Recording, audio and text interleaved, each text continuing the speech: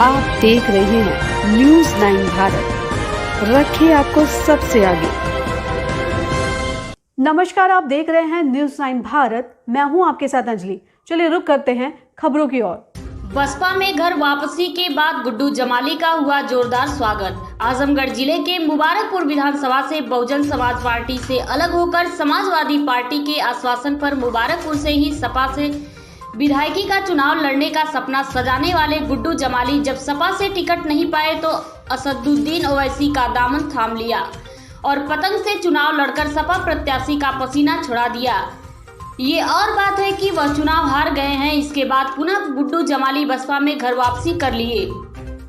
बसपा में आने के बाद मायावती ने उन्हें आजमगढ़ संसदीय क्षेत्र का लोकसभा सीट का टिकट देकर प्रत्याशी घोषित करते हुए आजमगढ़ भेजा। जैसे ही गुड्डू जमाली शनिवार को आजमगढ़ आए, आजमगढ़ सठिया मुबारकपुर हो जीयनपुर बिलरियागंज आदि मार्केट में उनका जोरदार स्वागत हुआ। इसके बाद उन्होंने शहर बाईपास करतालपुर के पास एक मैरिज हॉल में आजमगढ़ मंडल के कार्यकर्ता सम्मेलन को संबोधित करते हुए बसपा को मजबूती बनाने के लिए बात कही।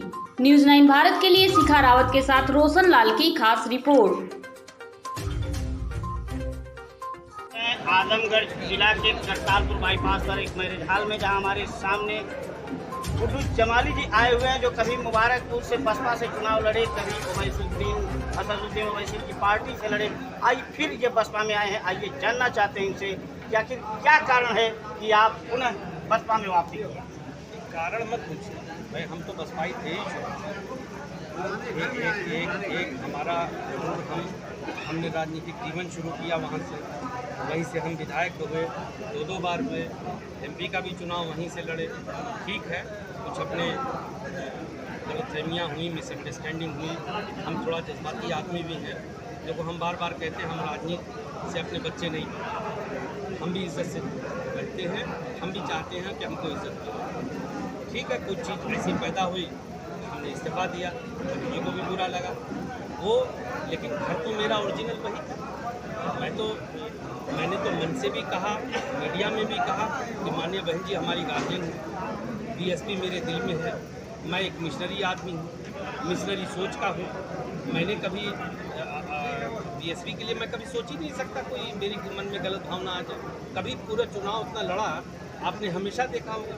मैं तो समाज की उन फोर्सेस से लड़ता हूँ जो राजनीति के आड़ में समाज को बांट रही है, वो है भाजपा और वो है सपा। मेरी लड़ाई उन लोगों से, मैं अपने घर आ गया हूँ। हाँ सर, एक बात आप आई है सामने, आपने कहा और सच भी है कि 8% के लोग 20% पे हावी होकर राज कर रहे हैं। उसी से तो मुक्ति दिलाना ऐसी हालात में कहाँ तक आप अपनों को मना लेंगे? भाई हम लोग देखिए, कोशिश करना इंसान का काम है। ये तो ऊपर वाला भी कहता है कि प्रयास जारी रखो, कामयाबी मिलेगी।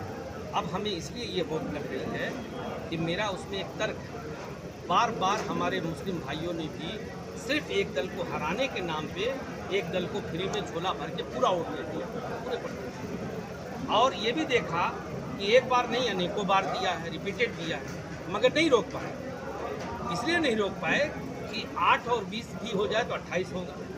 हम ये समझाने का प्रयास कर रहे हैं कि आप उसके साथ जुड़िए जहां आप 42 हो जाते हैं। 22 और 20 जब मिलता है तो कम से कम आप 42 होते हैं। और बहन जी ने 7 से 12 का शासन उठा के देख लीजिए, जितना इज्जत सम्मान और भागीदारी बहन जी को उसमें मिला, उतना तो आपको सपा में भी कभी नहीं मिला।